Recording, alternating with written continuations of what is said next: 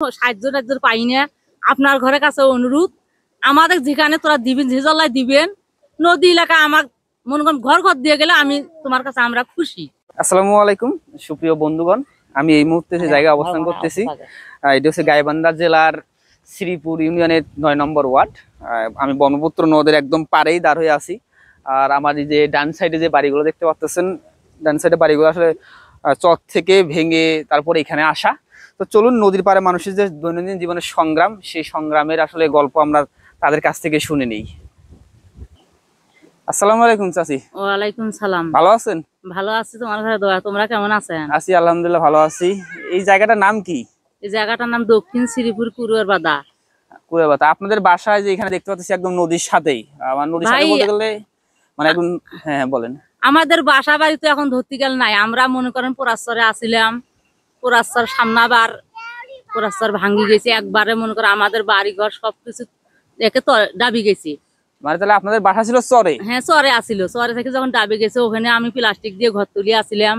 এখন সেখান থাকি যখন আশ্বারে নেই উতু ভাঙতি।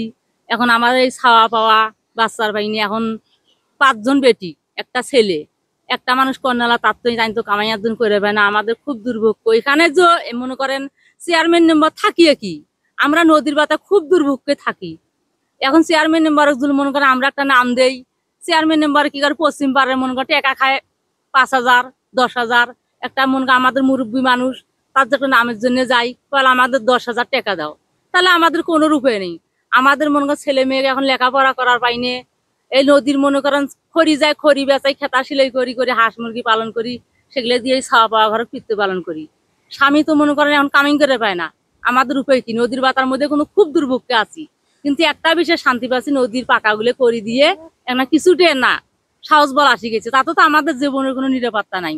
আমাদের মনে করেন আইথলি এখানে খুব শব্দ হয়, এ পাশেও ধার ও পাশেও ধার, কোনো পাশে বাড়ার বুদ্ধি নাই।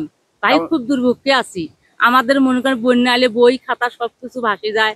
এই যে আমরা একটা গরু টরু আদি পালি, একটা এই মেয়েগুলো বিয়ে দেওয়ার নাকি বিয়েও দেওয়ার পার নেই, আমাদের টাকা পয়সা কোনো কিছু নাই। আমি মনে খুবই দুর্ভোগে আছি।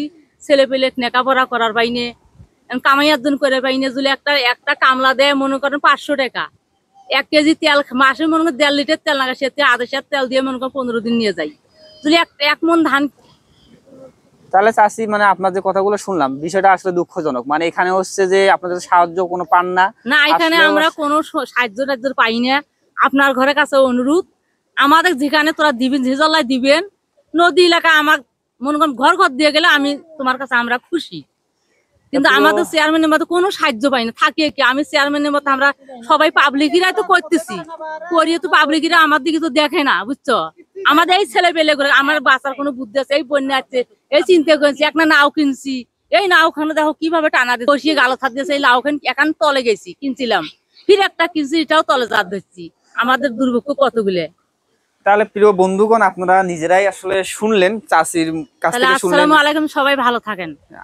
আশপাশে আসলে আর দাদিরা বসে আছে, সবারই আসলে একটাই কথা যে এখানে আসলে নদীর পাড়ে মানুষদের আসলে ওইভাবে কেউ মানে দেখতে আসে না, বা তারা আসলে তাদের যে প্রাপ্য সাহায্য সেটা পায় না। তো আসলে আপনারা সবাই যারা এই ভিডিওটা দেখবেন, তো অবশ্যই যারা উপরের পর্যায়ে আছেন, যারা আসলে বিভিন্ন সংগঠনে কাজ করেন, তারা চেষ্টা করবেন নদী পাড়ের এই যে মানুষদের দুর্ভোগ